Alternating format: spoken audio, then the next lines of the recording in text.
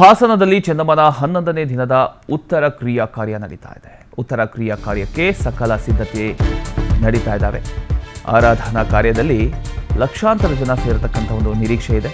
ಸಮಾಧಿ ಸ್ಥಳಕ್ಕೆ ಬರೋದಕ್ಕೆ 16 ವಾಹನಗಳ ವ್ಯವಸ್ಥೆಯನ್ನು ಕೂಡ ಮಾಡಲಾಗಿದೆ. ಭದ್ರತೆಗೆ 200ಕ್ಕೂ ಹೆಚ್ಚು ಪೊಲೀಸರ ಒಂದು ನಿಯೋಜನೆಯಾಗಿದೆ. ಟೆಂಟ್ನಲ್ಲಿ 1500ಕ್ಕೂ ಹೆಚ್ಚು ಜನ ಊಟ ಮಾಡೋದಕ್ಕೆ ವ್ಯವಸ್ಥೆಯನ್ನು ಕೂಡ ಮಾಡಲಾಗಿದೆ.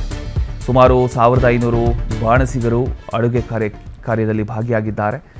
ಎಲ್ಲ ಸಿದ್ಧತೆಗಳು ಆಗ್ತಿರೋದನ್ನು ನೀವು ಗಮನಿಸ್ತಾ ಇದ್ದೀರಿ ನೋಡಿ.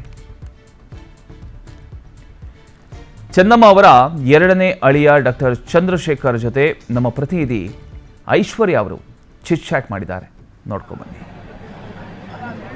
ಅದೇ ಹೇಳ್ತಾರಲ್ಲ ಸರ್, ಸಕ್ಸಸ್ಫುಲ್ ಮೆನ್ ಹಿಂದೆ ಯಾವಾಗಲೂ ವುಮೆನ್ ಇದ್ದೇ ಇರ್ತಾರೆ ಅನ್ನುವಂಥ ಮಾತು.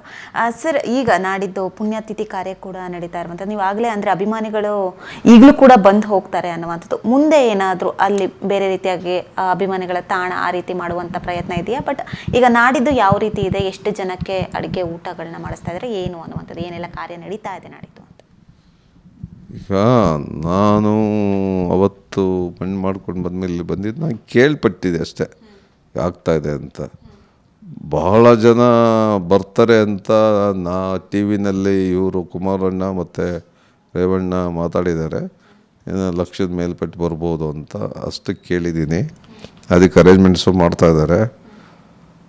ಅದಾದಮೇಲೆ ಬಂದು ಹೋಗೋರು ಕಡಿಮೆ ಆಗ್ಬೋದು. ಬಂದು ಬೆಳಗ್ಗೆ ಬರ್ತಾರೆ, ಅವ್ರು ತಾಡೇನು ಬೇಕಾಗಲ್ಲ, ಬರ್ತಾರೆ, ಪೂಜೆ ಮಾಡ್ತಾರೆ, ಹೋಗ್ತಾರೆ. ಅದನ್ನು ಬೇರೆ ರೀತಿಯಾಗಿ ಡೆವಲಪ್ ಮಾಡ್ತಾರೆ ಅಂತ ಕೇಳ್ಪಟ್ಟೆ. ಅದನ್ನು ಒಂದು ಟ್ರಸ್ಟ್ ಮಾಡಿ, ಟ್ರಸ್ಟಲ್ಲಿ ಒಂದು ಮೆಮೋರಿಯಲ್ ಇವರು, ಏಕೆಂದರೆ ದೇವೇಗೌಡರು ಕಾಂಟ್ರಿಬ್ಯೂಷನ್ನು ಗೌರ್ಮೆಂಟಂತೂ ಮೇಲೆ ನಂಬೋಕ್ಕಾಗಲ್ಲ. ಈಗ ಬಾಲಗಂಗಾ ಅಲ್ಲ, ಈ ವಲ್ಲಭಾಯ್ ಪಟೇಲ್ಗೆ ಅದು ದೊಡ್ಡ ಸ್ಟ್ಯಾಚ್ಯೂ ಮಾಡಿದ್ರು ಗೌರ್ಮೆಂಟಿಂದ, ಸೆಂಟ್ರಲ್ ಗೌರ್ಮೆಂಟಿಂದ. ಆ ರೀತಿ ಇವರು ದೇವೇಗೌಡರಿಗೆ ಗೌರ್ಮೆಂಟಿಂದ ಮಾಡ್ತಾರೆ ಅಂತ ನಾವು ಎಕ್ಸ್ಪೆಕ್ಟ್ ಮಾಡೋಕ್ಕಾಗಲ್ಲ.